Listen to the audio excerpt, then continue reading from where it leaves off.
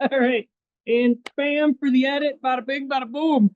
Uh, Welcome everybody. I'm the Octopus. Welcome to the Octopus Marquee. Today we're with Vanessa McGowan Horrocks Powers. Uh, Perfect. I did it. Yeah. This is a big day. My name has more letters than the alphabet. It's you know, 28 letters. it's a lot going on. I do the whole David Matthew Johnson just Mm-hmm. because there was like 90 David Johnsons in IMDb. So I Yeah. kind of add that middle, type thing. Right.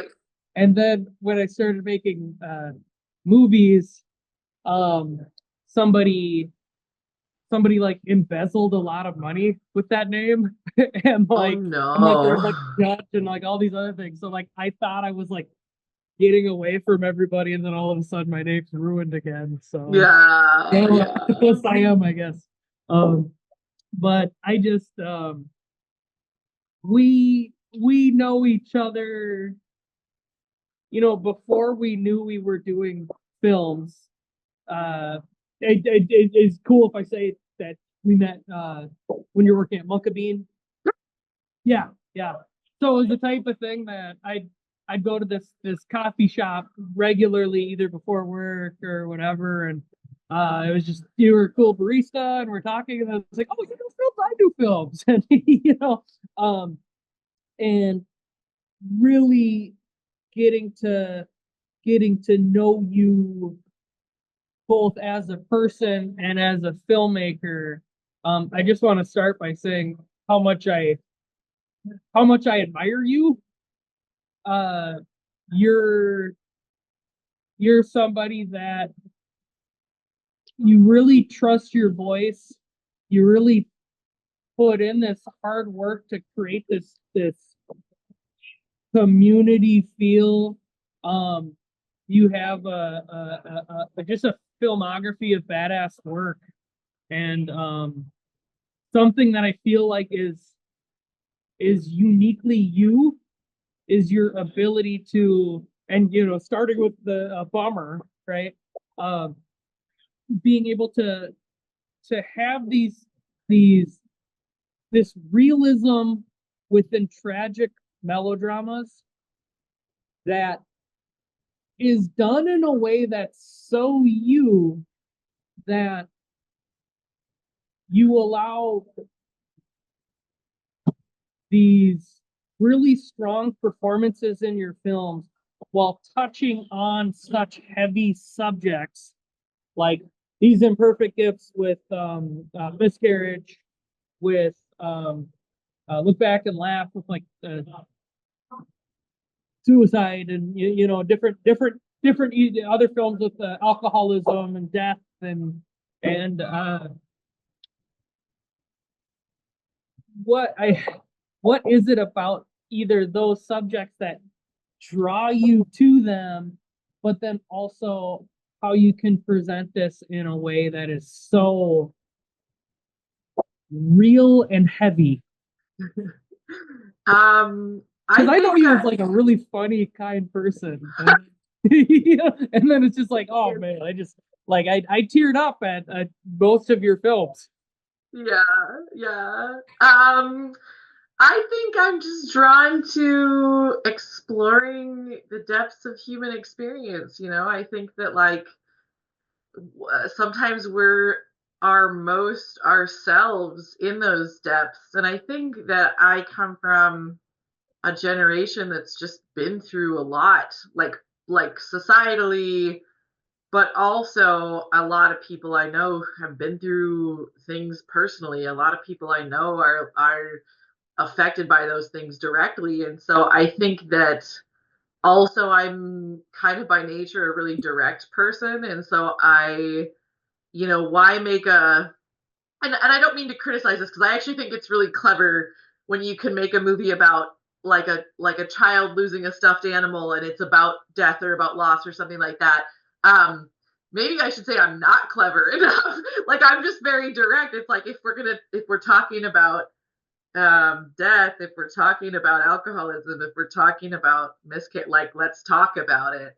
Because I think that we as people and we as Midwesterners specifically just shy away from things that are uncomfortable. And I think that, like, I guess by trying to explore those things in storytelling, it's also an invitation for people to maybe have real conversations about those things, or be inspired to think about those things in a way that we sometimes like to keep at arm's length.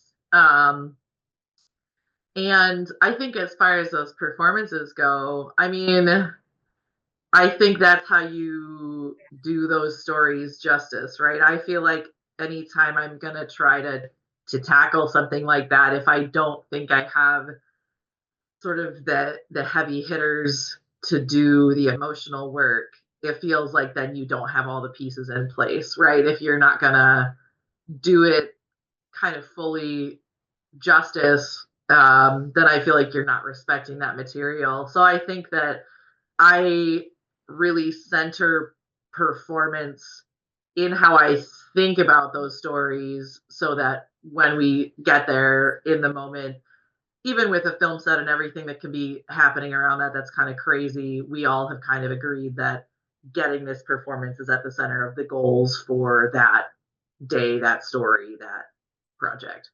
Does Yeah. that answer your question? No, yeah, 100%. And the Midwestern thing is so true.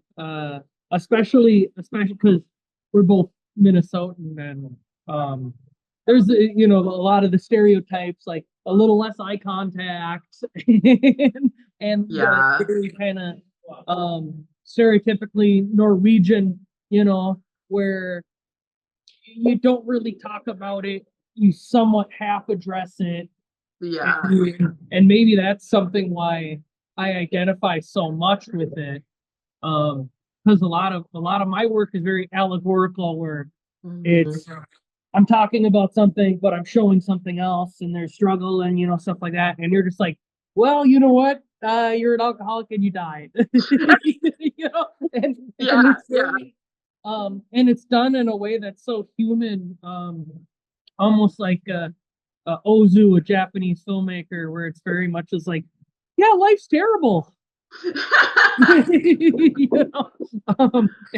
And in a way still that you really can connect and be friends with these characters. Mhm. Um, that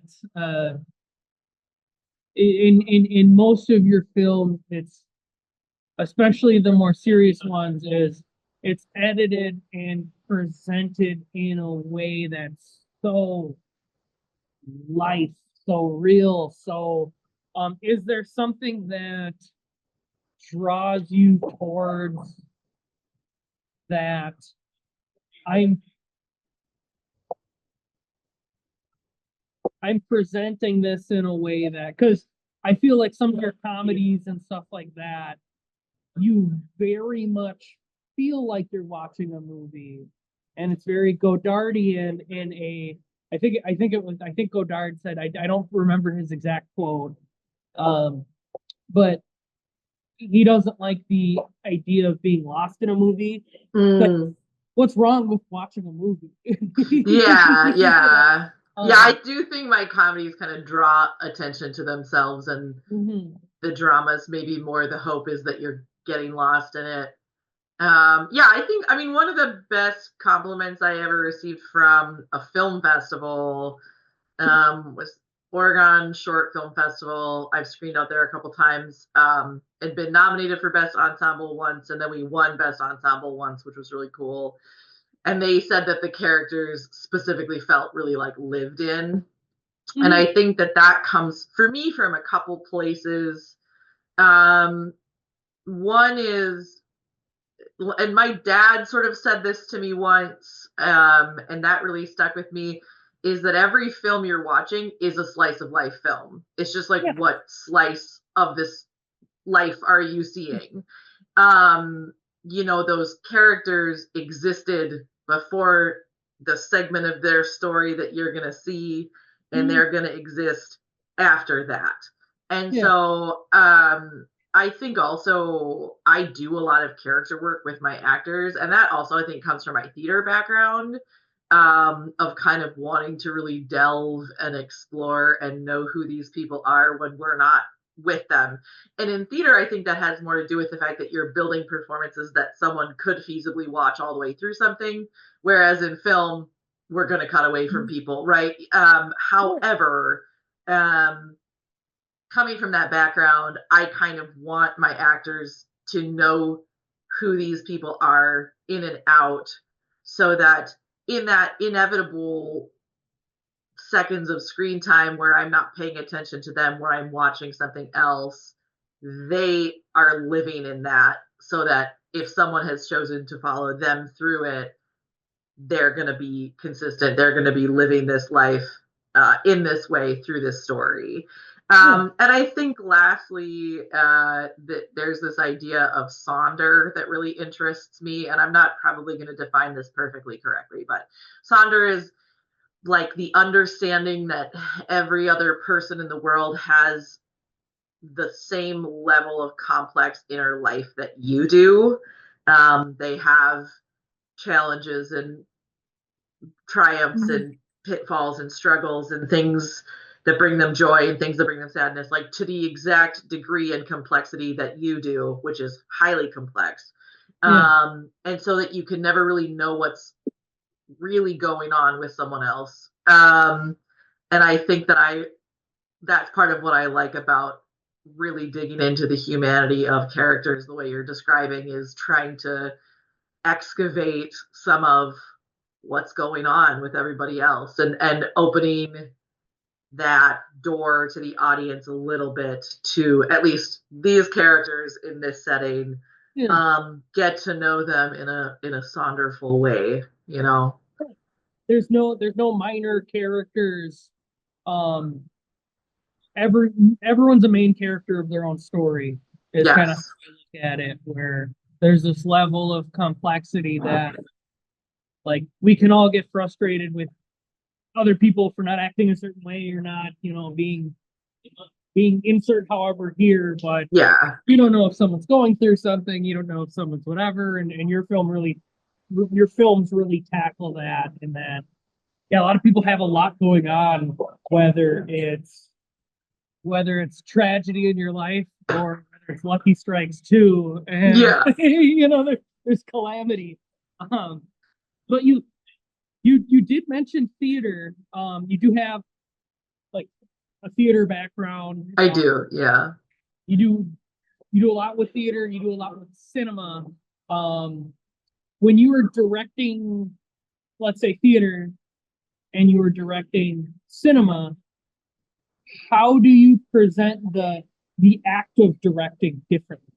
Not just in terms of the storytelling aspect that you did cover with the concepts of humanity, of we're entering through and going through, but in terms of getting the actors ready, in terms of the movements, because I don't have a theater background, I appreciate it, but when you're taking away some of the shot blocking and and enunciate loudly for people to hear, it's just so foreign to me. How do you enter directing or producing or acting in theater differently than you do with cinema? Yeah, I think that's such a great question. And I get asked that a lot because I do both of them.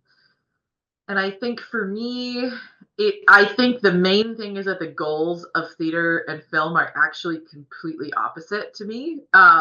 Like, in both cases, we're there to tell a story, but film is all about time capsuling this very perfect, controlled moment, right? You kind of only need to get it right one time, and as long as the camera is rolling, you have succeeded. And you are going to take these little time capsules and reconstruct your story in post-production, right? It's all about creating and collecting pieces. And with theater, you are trying to make something that is by definition fleeting, right? By definition, going to change, going to transform. It's going to be so live, but also like the bones of it need to be recreatable over and over and over again, and knowing that you don't have that camera to point at this one thing and tell the audience, like, look at this is what's important right now. So I think and this is something I honestly think that I am still learning about, is like stage pictures and using composition. And composition is like a commonality between the two, but using competition to, not competition, composition Composition, yeah. No, to yeah.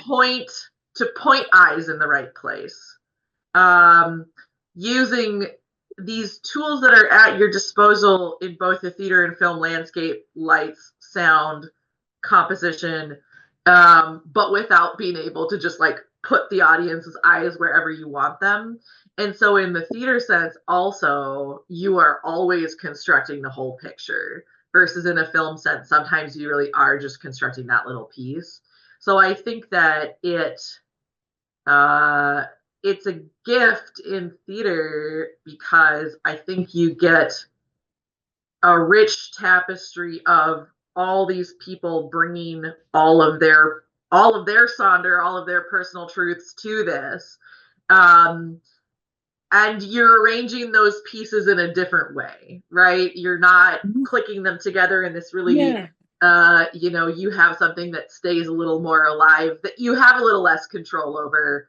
And that's great. I think in both cases, it's about equipping your performers with the proper tools to live in those parts in a way that feels authentic. And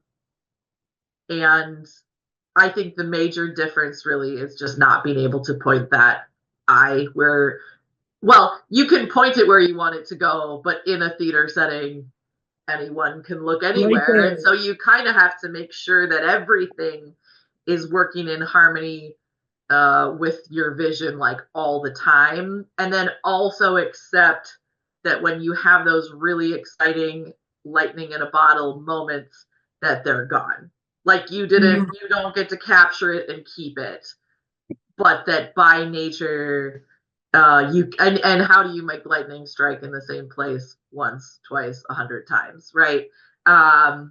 So I think that it's not that film is not alive. I don't want to say that, but I think film is about time capsuling, and theater is about like rapid cycling through moments, and really embracing how live and how gone they are, and not getting caught up trying to recreate the same magic, because you just won't. Finding new magic, and letting that performance be brand new for every audience that sees it, versus the film kind of being, you're creating one experience that everyone will have in the same way. They'll interpret it in different ways, but they'll have the same experience. And I think theater's a lot more big picture, a little less controlled, and a little more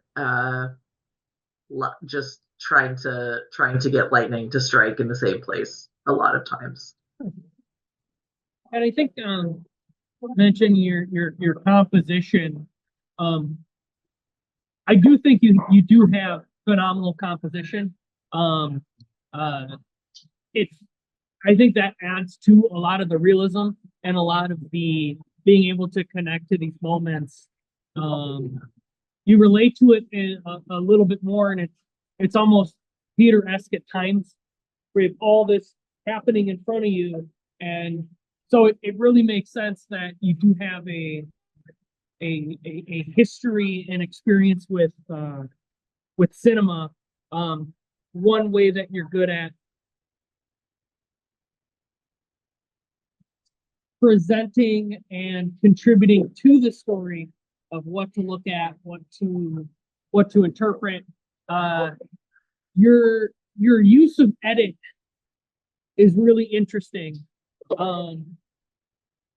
You kind of have this signature, I feel, where you'll tell your story through your edit, in that, whether it's the comedies, you get those stark, hardened jarring moments, whether it's a comedy like all this crazy stuff's happening, and then it'll cut to the liquor, right? Yeah. Or and maybe this is more camera movement, but in the grand scheme of things, like with still life, right? Mm. They have all this camera movement, and not to spoil in case it's something you want to, but when it's then there's love and there's all this, the camera's moving a lot, and then when it gets more serious, you're having still moments and more longer singular shots. It's You present your filmmaking and your films in a way that I feel is very deliberate, and it really draws the mind to it through creating these stories through.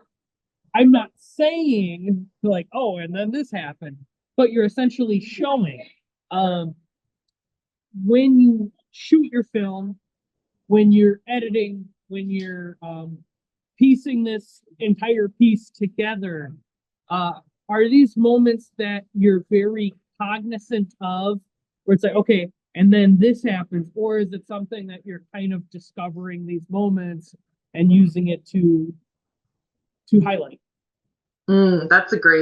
That's a great question. I feel like, Or is it just super natural that you're just presenting yourself and it ends up working perfectly? um, the third one sounds the coolest. And I want to say to some extent, that's maybe what it feels like. So way back when, because I've been doing this for a while, I think it used to be a lot less intentional. It used to be like over coverage and then discover moments in the edit because I was a better editor than I was filmmaker. I think that, and I was a good director. I could get these performances, but I was not necessarily in the moment constructing them in a intentional way, the way that you're describing.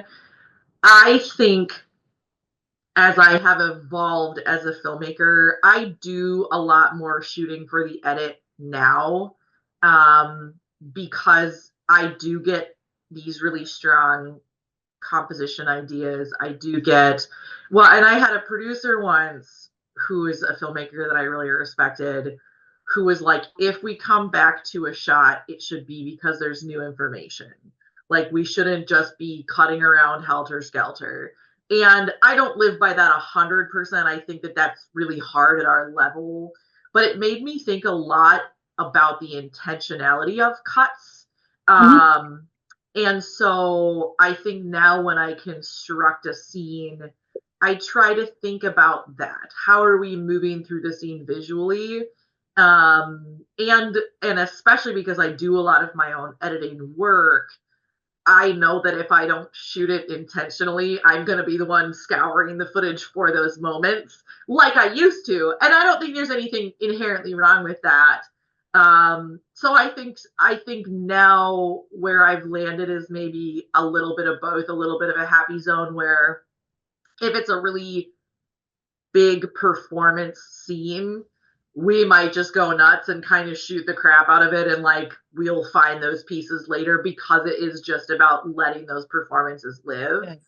Like um every element in the scene is just going wild. yeah, and then but then sometimes, especially for like, in you bring up Lucky Strike 2 a lot, like the action sequences in that, or even kind of the opening scene with the two women in the robes on the couch. Like, I think some of those scenes then, that are a little bit more visually luxurious.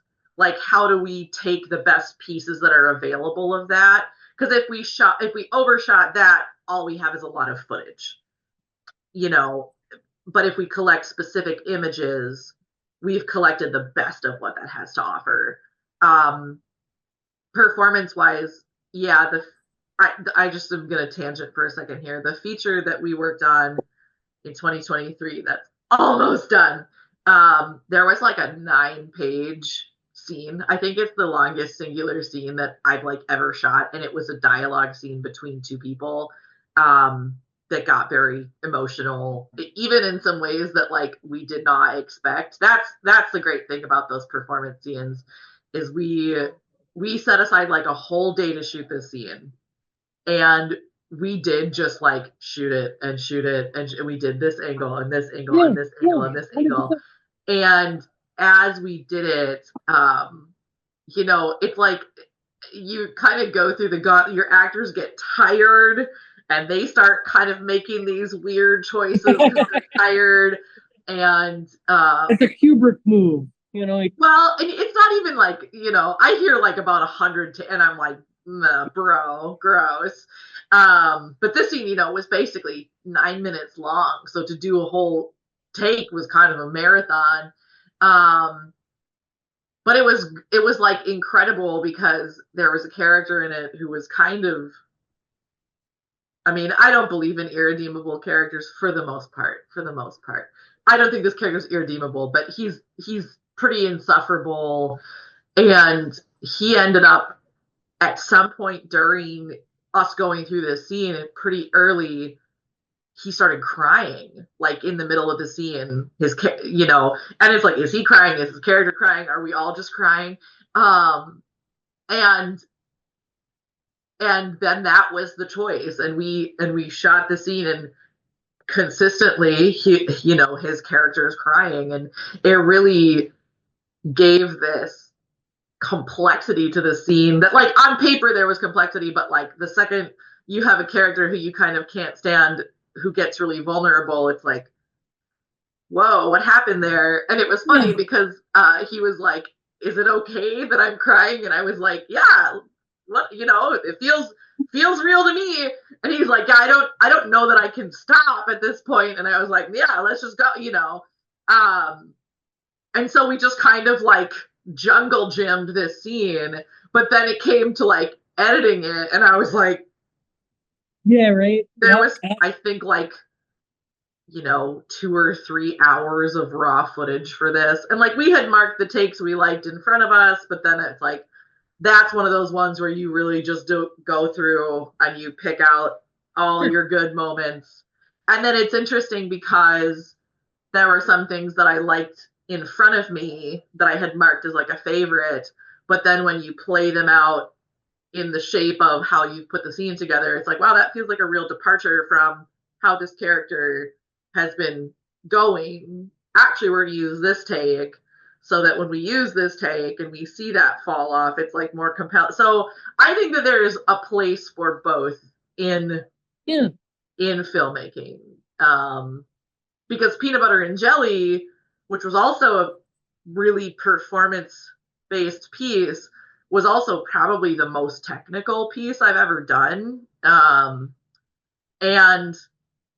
Aaron Pekka just was capable of replicating her highly emotional performance in a way that became really technical, that I was really impressed with, and sort of had to be with the way we were doing these long dollies and um, really particular diopters and things like that. Is like, you know, she sort of in that setting had to be able to really almost puppeteer herself through these emotions on the schedule of this like dolly, you know. So I think there's places for both. I think that you feel out the vibe of the piece, and that's maybe where I'm saying like maybe it is something that just has become kind of natural to me, because it's something I don't think I have to actively think about.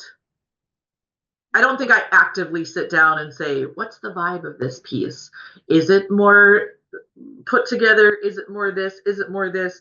It's like when I start to conceptualize the piece in my mind, I have already fast tracked it to a very technical piece or a very free flowing piece, or even within that, a really free flowing scene or a really technical scene. So, yeah. One of these I did earlier with Ruzbeh Rashidi. Um, he talked about allowing the film to find itself, you know, where kind of like you're saying, is you're shooting it, and then the actor starts crying, and you're just like, oh, this kind of works, Mhm. you know, and having this concept of I have a plan going in, but then being able to like, okay, this happened and this actually might work is kind of nice where some directors are very this or that, you know, where it's like Yeah. you gotta say you say the, you know. Yeah. And I respect that. And there's some that are very, hey, just do what you gotta do, you know, and be me. And you know, and there's not really a wrong way to do it, but being able to do both, um, I think is ideal. Yeah, and You I know? think a lot of my actors that I work with regularly, but also new actors, I think I'm really good at articulating when we can Mhm. play and when it needs to be a certain way. Because like I think that like I always think that there's kind of like an earned thing that happens. Like okay, we earn freedom in this emotional scene by working through this practical scene quickly. Sure. So I think I'm also always really good at saying, hey, because I think in general, I am that person who's like, the best way that this comes out is the best way it comes out for you. Mhm. Like, even if I have a vision for it in my head and I think it's going to sound like this, if you do it out of your mouth that way and it doesn't sound right, then I want what feels good coming out of your mouth, right? Mhm. Um, and every once in a while, there'll be like a line that really is important to me to be said a certain way. But I never kind of do this like, oh, just because. Like I Sure. think part of that is really sitting down and saying, like, hey, I know I'm usually like, ma, whatever you want to do. In this case, it's really Mhm. important that we stick to this shot, this gesture, this whatever, you know, for the camera, for the story, for whatever. And I think that earns me a lot of trust when I do ask for things to be a certain way that my actors understand I'm not just having a control freak moment. Like that's really going to pay off in some significant way for the story, for the shot, for the film as a whole. Sure. Because I think, yeah, the directors who are like, no, you said the, and I want the, um, yeah, Yeah, that's an extreme version. Yeah. that's Yeah. a valid choice, but I know directors like that. Yeah, and that's a valid choice. I think for me, the movie in your head is never as good as the one you make if Mhm. you decide that that's how you're going to feel. Like I talked earlier about theater and what I like bringing in all the personalities and the ideas, and I feel the same way about film. I think Sure. everyone brings their own unique Mhm. self, their own unique ideas, their own unique takes on these characters. Your technicians, your crew bring their unique ideas. And I think if you incorporate those things and let those things change what you're doing live, that is Sure. a better movie than what exists in your head. If you decide that that's how you feel, you know. Um, and I don't think, collaboration doesn't mean that no one says no. It doesn't mean there's not a master vision, but there's a reason that they're acting in the movie and I'm not. There's a reason this person's shooting the movie, lighting the movie, doing sound, doing makeup that I am Mhm. not. And that is that, like, I think they know more about that craft than I do. Yeah. I think they are doing a better job at that craft than I would. And so, while yes, all that has to fit into my vision because that's what I'm there to do better than they would, different than they would, not better. Sure. Um, if they say, hey, this is going to look better, hey, this feels better, hey, this is going to work better, I want to give them that agency and trust them just like they're trusting me. Sure. Yeah, and that's there's a couple of things with that. I remember so I went to your Oxford film screening, right? It was kind of like a fundraiser type deal, and then afterwards, some people, went to a bar, right? And I remember, and I won't say the actor, a different, just actor, and it was about a theater experience he had with somebody else, right? Mhm. Where he was acting a certain way, right?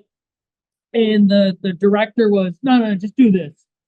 And then he was asking like, oh, why? And then the director's like, just do it. And I think it creates a lot of feelings because what you're saying is you do want the people acting to feel like they're heard. Yes. But at the same time, too, there are certain aspects where, okay, these are the things where, okay, something different happened and this actually works.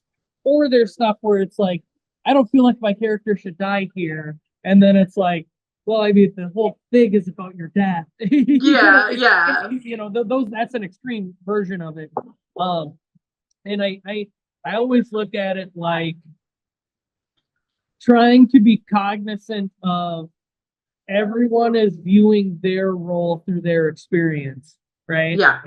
So a lot of times actors will be like, well, this is what I feel like my character would do this, right? A writer is thinking like, well, this is the story I want to present. Mhm. And a lighter is, well, this looks best. Or, cinematographer might be like, well, if we use this lens.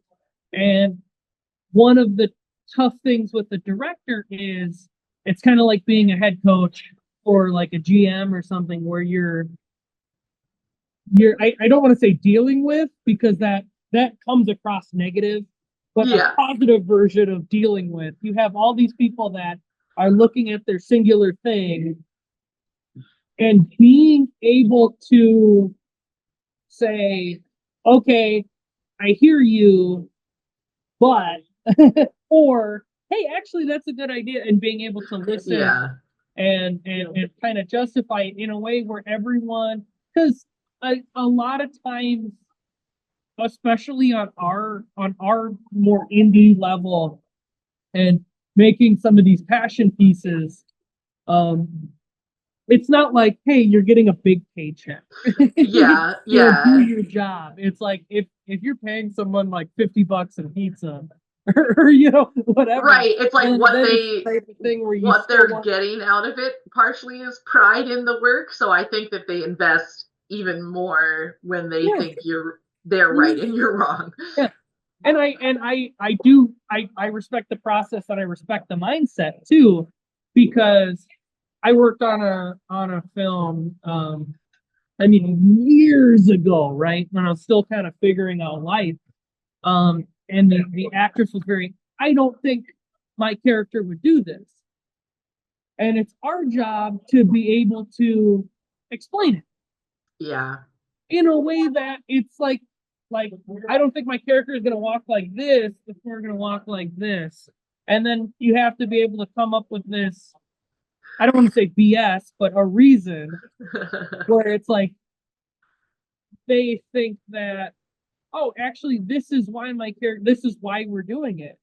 And especially on a no to low money level, you kind of need to get everyone on board spiritually, mentally. Uh, Yeah. and earlier you said something along the lines of me as a filmmaker, me as a director, as two separate things. And I also look at those as separate, like I think the director is the directing, how someone is as a director is the act of directing. And then the filmmaker I judge by the the end product, right? Yeah. Just Yeah. with you using both of those terms, how do you look at those two things separate? Uh yeah, that's really interesting. I don't think I realized in some ways that I use them separately. But you're definitely correct that I do. I feel like because I learned to direct theater first, I think when I'm talking about directing, I'm usually talking about interactions with actors an ability to get performance, Sure. and let's say ability to articulate vision. Kind of, I think of directing as the very, let's say, spiritual artistic side of it. And I think of myself as a filmmaker as someone who has a high understanding of technique, of film as a craft, and what is required technologically to achieve what I'm asking for as a director. Sure. Because I think Yeah, that's part of my job, is to have support and ideas for those departments when they get stuck, right? Because I think that, like, as a director, I articulated my vision. Sometimes you have the people who can just show up and do the thing and they're totally on your page. But it's like sometimes you need to problem solve, you need to creative think, you need to teamwork a solution to a problem that is really about the filmmaking and not so much about the performances, the actors, what they're doing. And so I guess that's maybe how I think of that divide. And also, I think you can roll into that like an understanding of film history, of film, kind of the language of film, how to visually achieve certain effects, because I think that that's the thing that I had to learn once I already knew how to direct actors from that theater background. That filmmaker aspect is a little more that, like, now where do I put the camera to direct the audience's eye? The technical aspect of filmmaking versus how you are dealing with Yeah, and I don't even like, I kind of cringe to even call it technical, because I think there is a real art to all those departments. I don't want to be reductive about that, because especially for me, I feel like the more artsy someone is, the more I can give them like a poem or like a metaphor that I'm going for, and the less I have to be like, put the camera here. The happier I will be. We're using f-stop for this. Yeah, well, and I think that that was a real relief, though, learning that kind of language, because early in my filmmaking career, I would be sort of there going like, I want it to look better, and now I can say, oh, what lens are we on? Yeah, let's switch our lens. Yeah, what's our f-stop? Oh, we're having a lighting thing. Can we bump our ISO? Like, I do like to be able to have that lingo, that shorthand, and be able to like engage with what's happening technically. I just don't want to reduce those departments to technician status, because I think that there's an art to what they do too. And I think that that knowledge as a filmmaker is not entirely technical. I think that that's kind of the foundation, but also it's being well acquainted enough with cinematic language to make good, informed, creative choices. I like, how do we as independent filmmakers keep our work from looking like close up, wide, yeah, because I think that sometimes where, at least because I went, and I don't want to knock, I went to MCTC, it's a technical school in Minneapolis. I think it's a great hands-on film program. But some of our, I think, like creative instruction sort of stopped at close up, wide. They kind of wanted to get us through the technical stuff.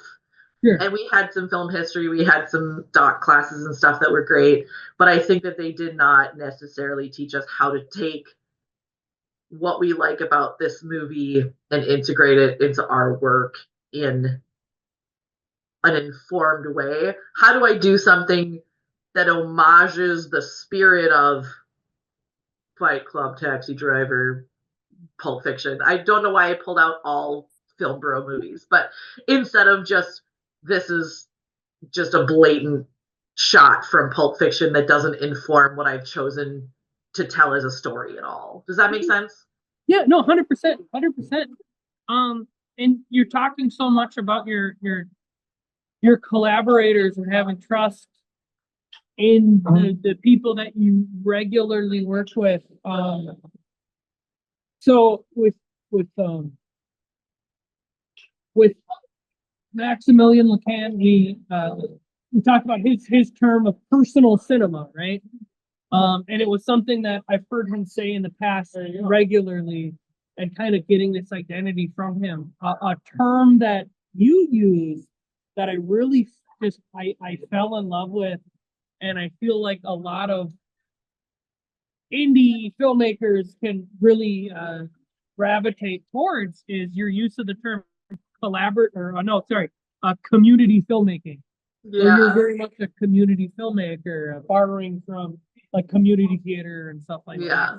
I mean, if you don't mind, what does that mean to you, and how does it work towards what you do and how you operate as a filmmaker, and how you your creation of cinema?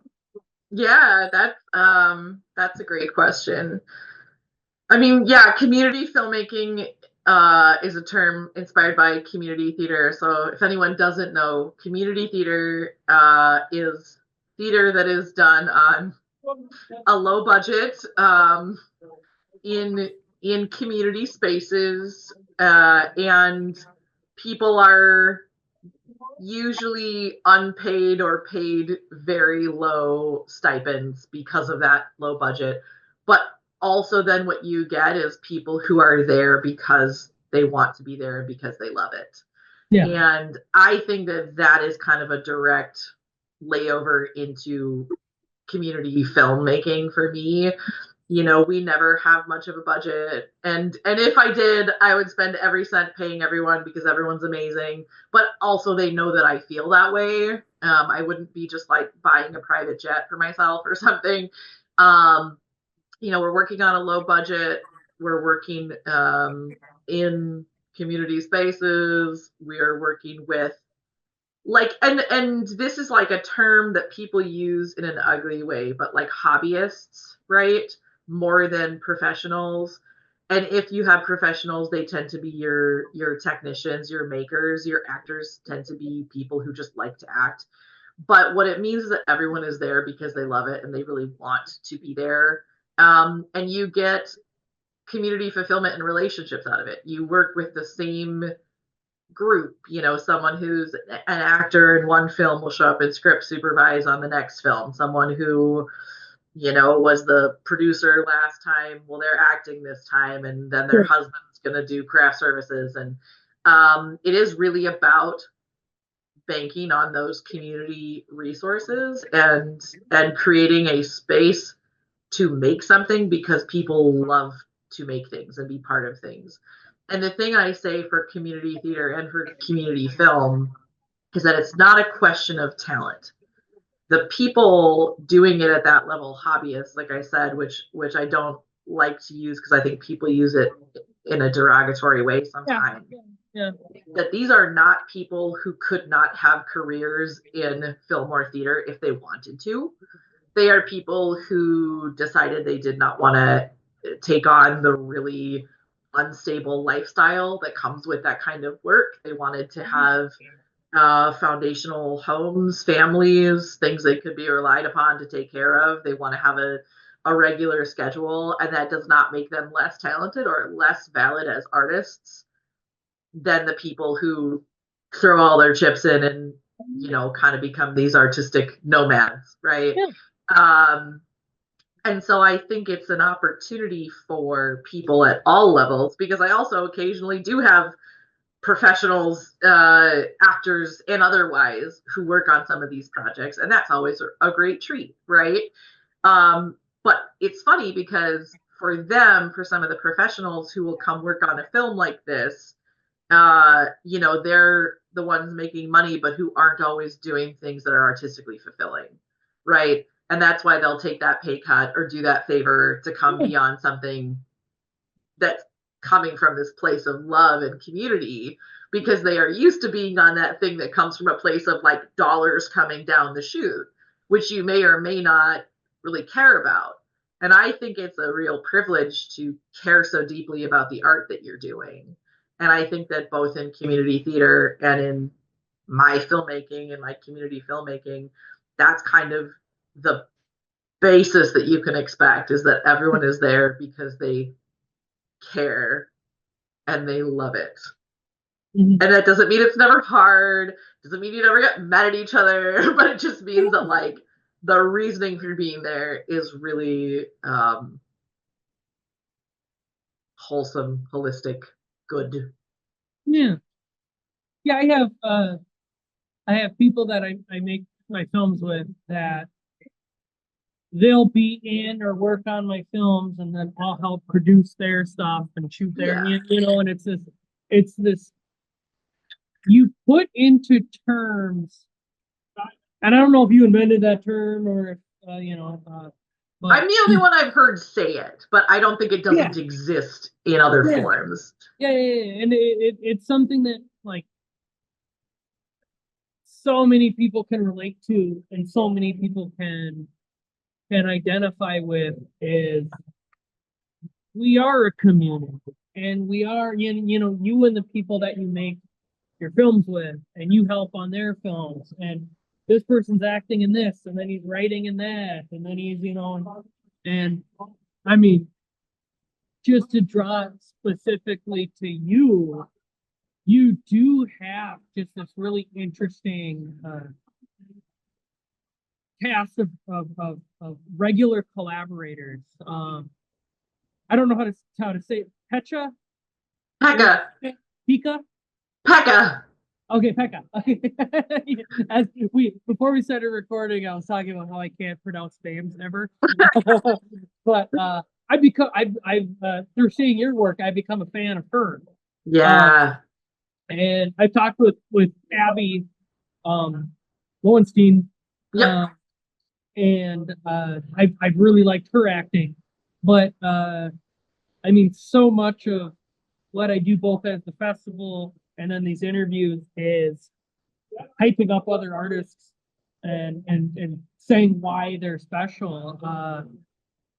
Whether specifically those two, or if you have other people you want to, but do you want to take a moment to hype up some of the people you regularly work with? I know Chris George doing.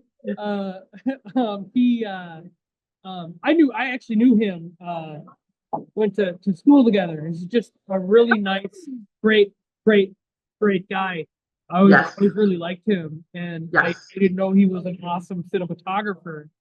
And then seeing specifically a line of first that he did with that, just he's phenomenal. I think the world of his work, and seeing all these people. But do you want to hype up your regulars? God. Yeah, I feel I sorry if I forget anyone, because I love everybody I work with. I mean, Erin Pekka and Laura Labrie are friends I have had for over 20 years, who have always been people I've wanted on my team artistically. And when we were all younger, there were times when it wouldn't work just because of various things. But now it's like, if I have a project, they're like the first two people I want to ask to be there for sure. Laura is a really talented art director and designer. She also will give you like the best script feedback. And just in general, is a great person for like vibe check. Like um, she reads people and situations incredibly well. Erin, super talented actress, amazing writer, and now branching out into some trying to learn a little bit of production to maybe help even more getting some of her great scripts off the table, because I can't produce everything. But she's someone, it's funny because I think she almost had a foot out the door artistically, and then just every once in a while I would be like, okay, I have this project. There was a number of years where like I was the only director that she would sort of work with, and it was like here and there and there, and then all of a sudden one day she was like, yeah, I'm doing this for real. And Now she's, worked with so many people. She's done some commercial work. Yeah, she's just doing so great. And it's funny to feel like I was like the little fish bobber, giving her a tug every now and again to keep her connected with that world, because she's just so exceptional. I mean, actors I love to work with, yeah, Abby Lowenstein, also as a writer, is really fantastic, but as an actress. And with her, it was really funny because she auditioned for a play that I was doing and was not a good fit for one of the roles. And I sent her one of those emails that was like, hey, like, you had such a great audition and you're not right for this, but like, we're going to keep you in mind and like, I'm going to call you back sometime. And she was kind of like, okay, yeah, because like, people do that, Yeah. and they don't always mean it. Sometimes they're just trying to be nice. And then like 2 years later, I was like, hey, what are Yeah. you doing? It's time. I have the thing. And I feel like since we started working together, then it's just been, again, she's one of those people who just finds her way into so many of the projects that I'm doing, but also has then branched out a little more in the film world and done some things with other people, which I think is great. I always want people to feel empowered to sort of do as much or as little as they want, because there are also people who like basically only work with me, which I think is funny. But they're like, I know I'm gonna get essentially like bang for my buck. Like, it's gonna be worth the time and effort I spend. And sometimes they'd go beyond a film and not be treated very well, or it would never get done, or it just wasn't very good. And they're like, if I'm gonna spend the time and energy, I want it to be in a place where I know that I'm gonna like want to show my friends and family the result. Um, but I think that there's lots of worthwhile filmmakers in the Twin Cities. So I like when people branch out, is what I'm trying to say. Marissa Moeller, who is the lead in Man in the Long Black Coat, and she was Pussy Whip and Lucky Strike 2. She's a great performer, came to me through theater, and then really fell in love with film. Still does theater, but like really shines in film. And I love working with her. James Wilsford came to me through Man in the Long Black Coat. We put out a acting posting, and just is so talented, so kind, so hardworking, so just lovely to be around, and kind of is a person who's just will go for anything that you ask. Like, you never have to worry that he's not going to be game to try something, and usually if he tries, he succeeds. There are some of the people I think that are the most fun, most artistically just refreshing to work around, be around. They were all involved with the feature that I did. So many more. Janelle Carlsrud, Adam Haybeisen. Um, oh gosh, so many. Oh, and then I have some young folks that I just adore, who are like gonna go on to do bigger and better things. And if they like had to step on my face to get higher in the world, I would let them. That's Adele Johns, who was my AD on the feature. She was my AD on Salt Circles, which is a short we did. And I actually met her at a film camp where I was an instructor, and she was one of my students. And I was just instantly like, this girl is so special. I just want the world for her. And to be able to be like a small part in her journey upwards is great. And then Anissa Eisenberg, who was in Sins, who was in Salt Circles, who was in Stakes, is just, she's like, she calls me one of her film moms, because she was 16 on the set of Sins, and kind of like lived with us for like a month. And you just get really attached to a young person in that developmental stage of their lives. That was a really special time, and I got to go to her grad party, and to be in her life is such a joy. And then David Mike Kelly, who was the other young lead in Sins, who I've been like writing letters for grad school applications for, who was like, not super seriously considering pursuing acting when he was in our film. And we were all like, you're really special. You really have something great. Like, you should try that. And I don't pretend that like it was us that like changed that for him, but that he's invested in himself and going to grad school for acting now. Again, to be a small part in someone else's journey that you just want the world for is really magical. And I just like with all my heart, I think love all those people. I think like, people talk about love languages. Mine is like doing art with and for people. That's my love language. And so I think these people that I really invest in as collaborators, like, I just love them. I mean, so much, so much. So Well, it's a really great team that you're a part of. oh wait, oh my god, I'm so sorry. One more. Oh yeah, no. Luca Lean Junk, who's my like new partner in crime cinematographer for the last couple of years, who And I'm sorry, could you repeat that? What was the name? Luke Olean Junk. Okay. Who's another cinematographer who I've been working with really, really consistently now, and just gets the Vanessa vision, brings his own vision, which I worked with some cinematographers who are really technicians but not artists, kind of what I was talking about earlier. Luke is an artist behind the camera, and I just love everything he brings to the table. I love that he has vision, and I love that when we collaborate, I feel like both our visions improve by combining.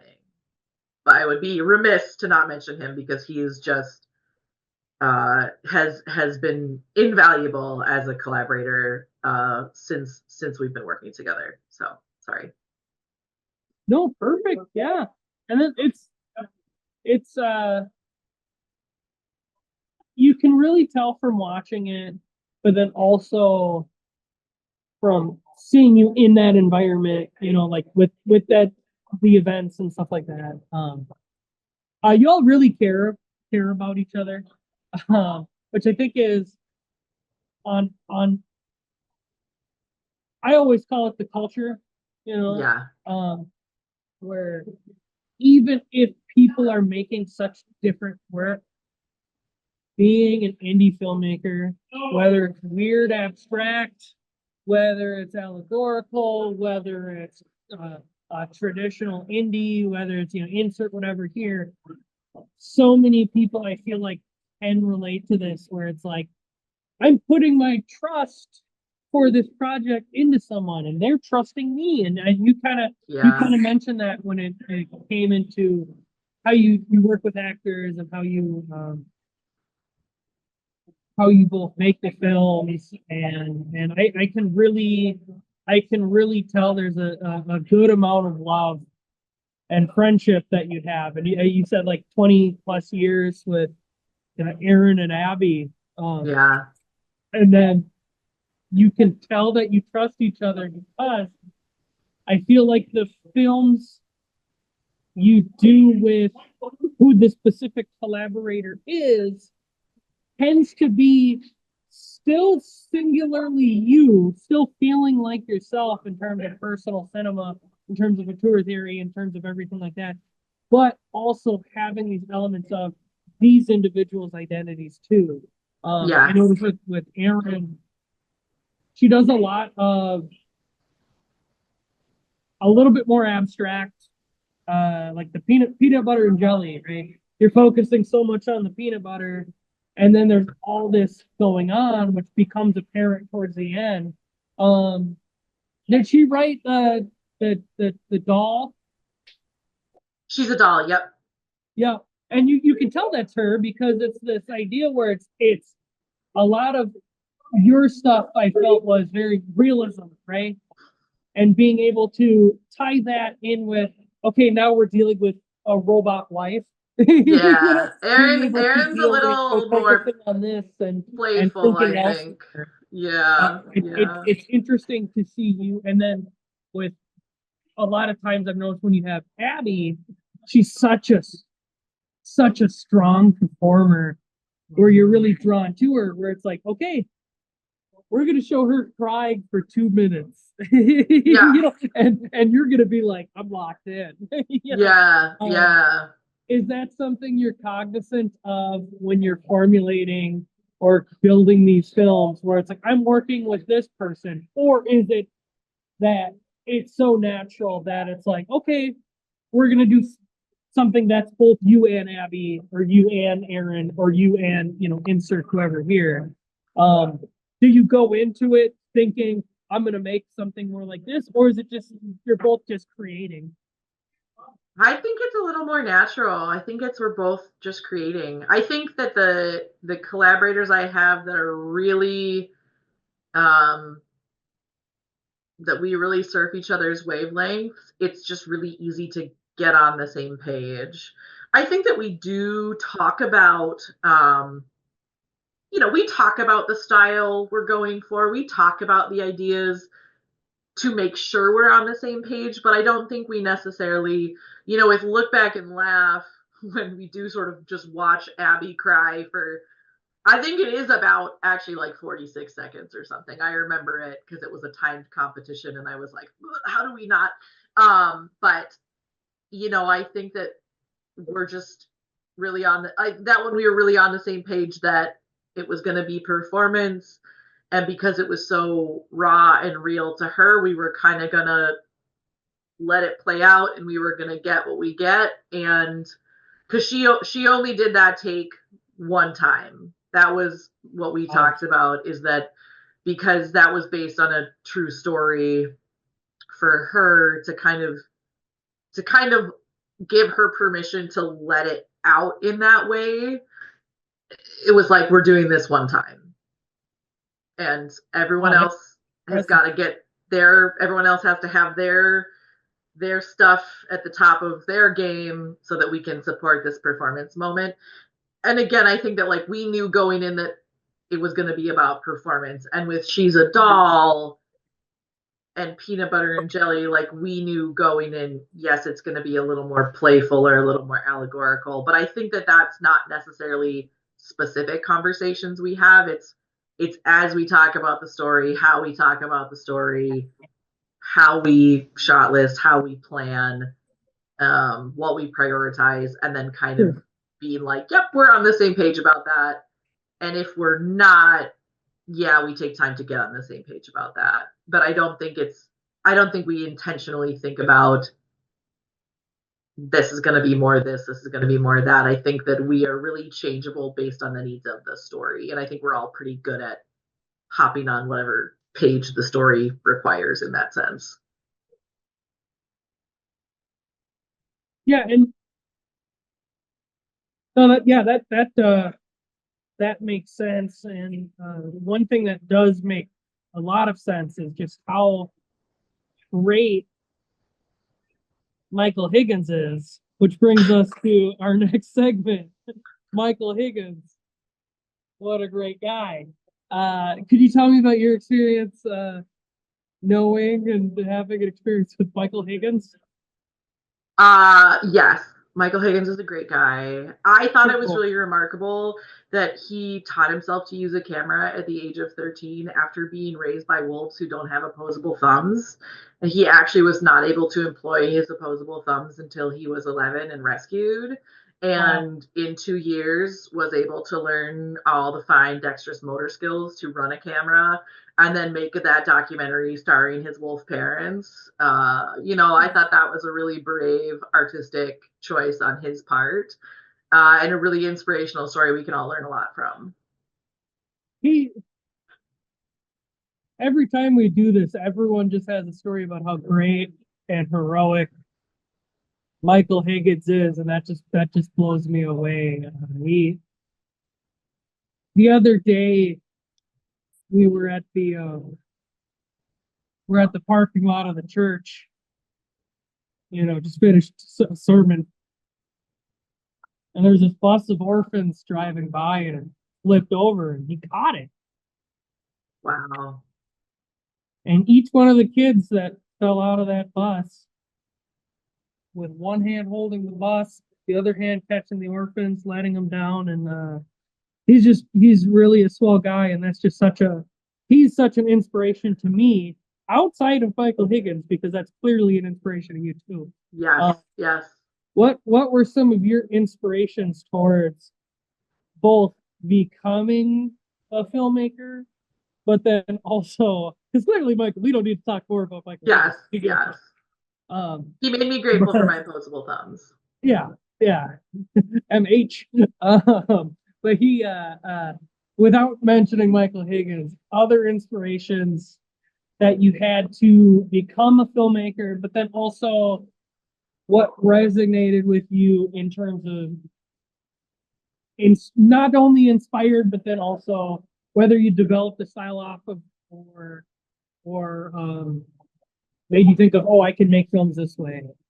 Yeah, it's kind of funny because I've been asked this question quite a few times, just from various podcasts and things, and there's kind of a couple incidents that I can trace it back to. In general, in my house growing up, there was a love of movies. We were one of those families that did like Friday night movie night.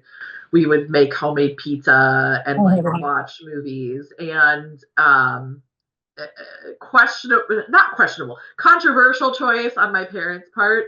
I was allowed to watch mature scary movies pretty young, but only monsters. I was not allowed to watch human violence. So I saw Alien when I was like 6. I saw The Thing when I was like 10. But I didn't, Saving Private Ryan, Forrest Gump, kind of those movies I think were allowed in other people's houses.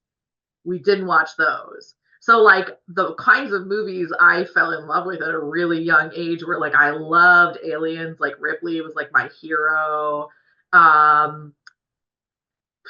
We watched a lot of Stephen King, which I think are really great stories. It's just like, and I think the big thing there, or what makes it not a controversial choice in my opinion, is that we watch them as a family and we talked about them as a family. So if there was ever something I didn't understand, or that did scare me, or that I was confused about, we would talk about it. And in general, we just talked about movies. My parents were like, "Who's your favorite character?" Like, or if like the movie made like a weird choice or a bad choice, they were like, "Oh, I didn't like how that ended. Like, what did you think of that?" Like, and I don't think that it was like this intentional like film education, but just breaking movies down into like what was good, what was bad, what did you like, what didn't you like, and why, right? Just set me on this, I think, path of analyzing movies while also loving them. um Also, my mom was an English teacher. We were a big book household, so just the value of like stories and storytelling was very high in our household. When we went on road trips, we listened to book tapes, and also, again, always together, always with my family. And so also I think the power of film and storytelling to bring people together was always very apparent to me. But I think that like there was kind of this essential gap in understanding filmmaking as a job until I was about 8, when Matilda came out. And my parents bought me a book on the making of Matilda. And I remember there was this one paragraph about Mara Wilson's doll in the movie. And they talked about letting her design it. And they talked about the art department building it, and that they were building it they were like, well, Matilda's parents don't have books, and they like are not a house that supports creativity. So they made the doll out of like magazines and like curtains and things like that. And just explaining the logic of how the doll was made, I was like, that was someone's job. Like suddenly conceptualizing that people make movies, and people make movies with great intention. Um, and then when I was 14, I was really into anime. Which is definitely an influence on my work. I don't like. I wish I could say I still love anime. I still love old anime. I'm not really into much of the new stuff that comes out, but I still love the stuff that I loved when I was 14. And I went to an anime convention where a voice actress that I was like a very big fan of had a small part in an indie film. And the indie filmmaker had come to this anime convention to show his movie. And it was a indie film called Laughing Boy, and it was about a work party. It was like a whole movie that takes place at a work party. Um, and I actually still like that movie a lot to this day. But what I connect with that was like seeing this guy and then seeing this movie and being like, oh, this isn't people make movies. This is people make movies. Yeah. Anyone can, you can just make a Hey, movie, people. you know, like, and it had never occurred to me before that you could just make you didn't have to be anybody to make a movie. And pretty quickly after that, I started making movies with my friends in Hutchinson. A bunch of us that were in, you know, high school theater, because there's only 2 plays a year. Well, what do we do the rest of the year? Let's make movies. And so with like great seriousness, I mean, shot lists, schedules, expectations, fights, all of it, we made movies all through high school. And got a lot of our stupid ideas out of the way and a lot of our practice and a lot of our, you know, we made like a 50-minute film my senior year in high school, you know. um and and then in college I was going for acting for theater, and so I took a break from filmmaking, and then I had a dream that I was like, I have to make this dream into a movie.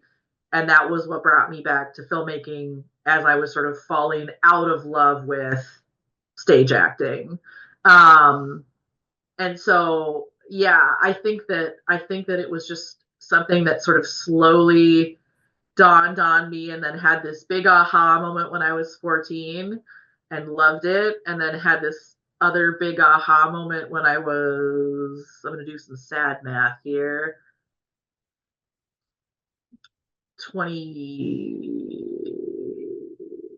22, 21 or 22, had another big aha moment that I wanted that as part of my life. And then I think I just dove back into it and never really looked back after that. And as far as inspirations go for me, yeah, I think anime is a big influence. The ways that Japanese tell stories is really cool to me.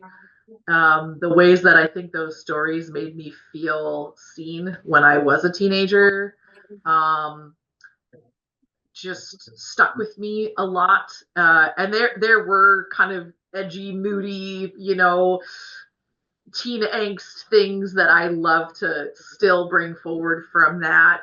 I think also strong imagery, because it's animation, because they kind of had to create these strong images because they couldn't, you know, didn't have the budget to have things moving and doing things all the time. Kind of some of these really flash in the pan, strong images. I think theater inspires my filmmaking a lot. And I think that I'm sure that there are films that inspire my filmmaking. I always get hesitant to say I like a certain director because I feel like the second you say that, you find out they're a creep or an asshole. Um, but I think that for me, what maybe actually inspired my filmmaking is representation in movies, Sure. like just feeling seen by the stories that you're consuming.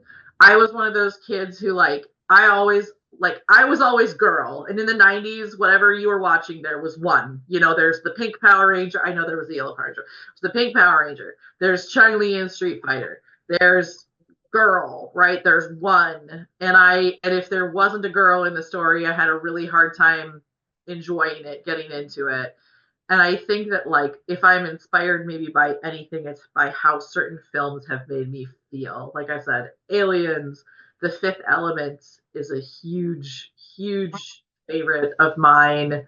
Um, things like Winter's Bone, things like 13 going on 30, just like things that really make you feel. I think that like when I think about a film, I don't necessarily say, oh, I'd like to make something like this. It's like I'd like to make something that makes me feel like this. Sure. Um, so I think that's the best answer I can give for Well, that. that makes a lot of sense, and that's very powerful. And I mean, with you mentioning representation, I mean, majority, if not all of your films have strong female representation. So you saying that, it makes a lot of sense that that's one of the biggest impacts on I call it a cinematic journey, where you've really you've really been a badass at making that as a space for more representation. I guess that kind of ties into it. It might be a weird question, but what's your proudest moment as a filmmaker or as a director or because it's tough to say like what's your favorite film you've made because it's all of our children, Yeah. but like in terms of wow, I did that. Wow, I was able to accomplish this, or I look back at that and I smile, um, because I succeeded in insert whatever here, whether it's a moment, Yeah. whether it's a film, whether it's an achievement, whether it's whatever, because like you should be very proud of yourself. You're a badass, and you're just absolutely a phenomenal filmmaker and a singular voice. Um, and I to continue rambling because that's what I do as a ramble. Uh, uh, you're one of the people that I point to that when I was going through personal problems and trying to create films and stuff like that, seeing someone doing this that I didn't know you use the term community filmmaking, um, doing that while I was figuring life out and trying to make film and addressing what I needed to here to be able to create over here. You were someone that I was like, I admired that I was like, oh yeah, she's a badass and she's able to be a human being, if that makes any sense. I don't know. Yeah. It came out No, like it does. be It a human, does. whatever. So and what are moments that you're proud of? Oh, that's such a great question. I think that I struggle as a filmmaker to feel proud of myself sometimes because I have a tendency of moving the goalpost. Which is good. When I look back 5 years, I'm like, oh, if I could have believed that I'd be doing what I was doing right now. But then when you're right now, you're like, why aren't I further along? Um, so I think that one of the things I'm challenging myself to do is to let moments of feeling proud like sink in more and count for more. But the one that sticks out to me, that felt like making it, whatever that means, um, was Sins of the Father, which was the feature film that we made, Oxford Comma made in association with Underscore Productions, which is a company that belongs to Tristan Corrigan, who lives in Virginia. We collaborated on this feature-length horror film that had a big budget for being low budget. And there were like hundreds of people involved, and the logistics were just staggering. I mean, I don't know that we would have like dove into it if we knew how hard it would be. It is the hardest thing I have ever done. It is the hardest I have ever worked in my life. and everyone who worked on it just brought their best and did their best and kind of like had to be their best the whole time, which is a lot to ask. And the film is, to me, incredible. Like, does it have, of course there's problems with everything, but what we did with what we had and what everyone gave, to me, that film just turned out exceptionally well. It got picked up by Gravitas Ventures for distribution, which was really exciting. But I think maybe the happiest moment was we won the Audience Choice Award at the Twin Cities Film Festival in 2022 for it. And to me, what matters most about that is that it was the Audience Choice Award, which means, again, it ties back into that community. That is the people who came to the film, who are mostly people who are in the film, who believed in it, voted for it. And it was like, we had gotten kind of a less preferable slot than a different movie, and we sold out. And then we got a second screening and we sold out. And then we got enough votes that we won. And just to be that visible in a moment in our community, that for all its I think good things, it is easy to fall through the cracks as a female filmmaker. It is easy to fall through the cracks as a low budget filmmaker. It is, it's like in this one moment, like, you can't ignore that we did this. You can't ignore how visible we are right now.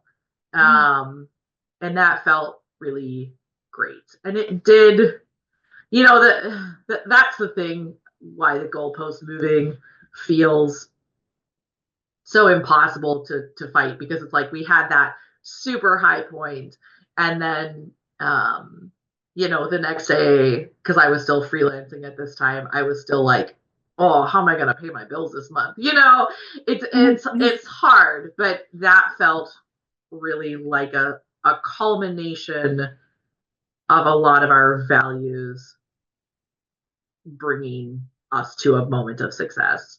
Because I think also all of our, we've talked so much in this call about love and community and all these like truly warm, fuzzy, wonderful things. But the other thing that you will hear people say is like, I push people, right? I'm Tina Fey in Mean Girls. I'm a pusher. I expect a lot from myself. I expect a lot from other people. We set really high standards for our work. And I think when you watch Sins, you see those standards coming into practice for how incredibly well that film turned out, visually, acting wise, music, edit, color, everything.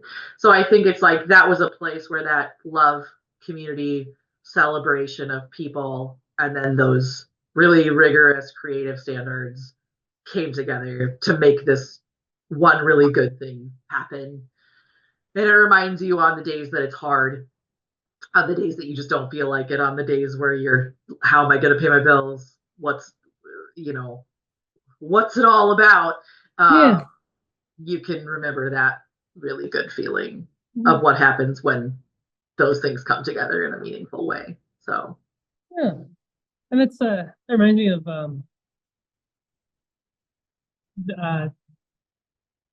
Kurosawa and Tarkovsky thought the other one was way better than them. So I think as an artist, there is something to that. Am I good enough? Am I this? Am I that? So this that's kind of why I always try and ask, like, oh, what are you proud of? Because you do accomplish, but also the drive of, I can do this better. I can this, and I should have done that. Yeah. But then also, you're making phenomenal stuff. I love your work, and I remember seeing pictures when you're holding the award that you won, and I'm just like, and it was just a moment that your community comes behind you. And then Yeah. it's not just your community, but there's some level of, oh, you're being seen and oh, you're being heard. And then Yeah. that stark reality of, okay, the next day it's back to being a cog and Yeah. capitalist machine that we're Yeah. going day to Yeah. day. Um, so an ability to both be grounded, but then also having moments of recognition and moments of pride is huge because I think one thing that's tough with, I mean, you see a lot with music and stuff where someone gets praised so much and they become so successful that they're no longer able to create things that identify with reality or Green Glass or whatever. Yeah. So this, which I think adds to a lot of your ability to create this realism within film and stuff like Yeah. that. But yeah, you have upcoming projects you wanna talk about or hype up or something Yeah. yeah. So the feature I've talked about a couple times called Silly Little Wounds that we made in 2023, that's almost done. We're in that part of post where it just feels like, oh, one more thing, oh, one more thing, oh, one more thing. But I'm so excited about that. It is a coming of age dark comedy about 630 somethings that go um, back to their hometown to attend the funeral of their high school theater director. And they were all kind of in a tight friend group as teenagers, and now they're seeing each other as adults. And it's a lot of reflecting on what you gain, what you lose, what your life turned out different than what you thought. And it's kind of existential, and but it is funny. It is funny. All the people who say I only make sad things, and I think it's really good. I'm really excited to get that in front of audiences. I think people are gonna find it really relatable, and I think it's gonna move people, and I think that they're gonna be surprised by it. So I'm so excited for that to be in a place where people can see it. And we're so close. So Silly Little Wounds, and then that's going to have a festival run. And I'm going to try to maybe travel around with it a little bit. So that one is very exciting. And then I have two other projects. There's one, they're all start with an S, where it's an alliteration day. One of them is called Stakes. It's my Z-Fest film for this year. And I literally don't even want to say anything about it. It's just, people are going to be surprised. That's all I can say. It's a tense dinner in which something unexpected happens, and it is just my strange particular brand of humor, and it's all my regular actors, and it's just was a blast. And we had Laura Wacker Hansen food styling, which it's just everything that is good. And I'm really excited for that one to get in front of audiences, and that one has a deadline, so it'll be very soon. And then the last piece that's so near and dear to my heart is called Salt Circles. And that we started planning when Roe versus Wade was overturned. And it's a horror movie, kind of an alternate reality horror movie about these two teenage girls who summon a demon to perform an abortion for them because it's not legal where they live. So it's kind of an allegory for back alley abortion, and it's all about reproductive rights. It's all about kind of a lot of what's going on right now. I wish it were less relevant. But we filmed it in kind of like a 60s, 70s style. It's very, very very heavy art direction, great costumes, great performances. Um, and there's some satire, there's some real heavy emotional stuff, but I'm just we finally got to make that this year, because when we conceptualized it, we were going into the feature and there was no way. But I'm so excited for that one to be on the circuit and for people to be seeing that, like I said, especially because it's so relevant to what is going on in the world right now, or at least in the USA. So that one was really exciting to film, and now I'm really excited to get that one through post and onto the festival circuit. So those are the three that I'm excited about right now. And then there's like there's a really big feature idea coming down the pipeline, that Laura Labrie and I started working on when we were like 17 years old. Oh, wow. And it's like an idea that we had revisited every couple years, and been sort of like, is that still a good idea? Is that still a story we want to tell? Is that still cool?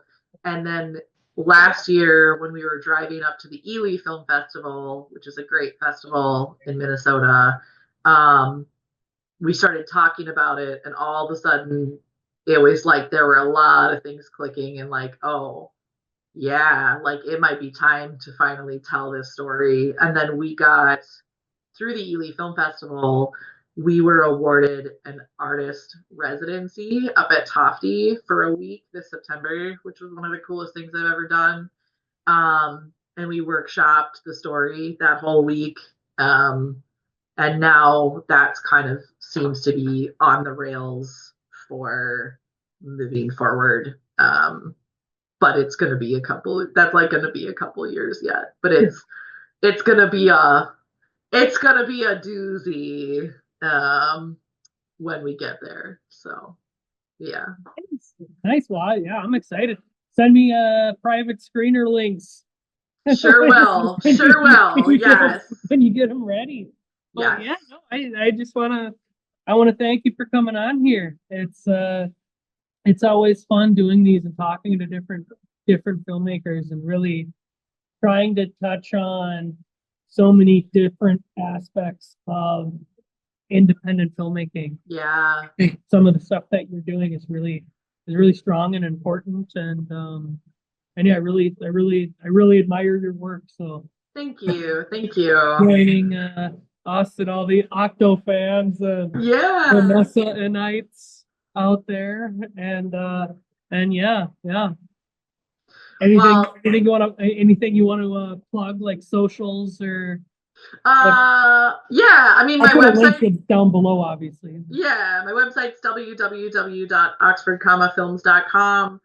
Most of the up-to-date information is going to be there, and you can connect to all my socials through there, but that has links to my long-form films that are like on Amazon. It's got a bunch of my short films on it.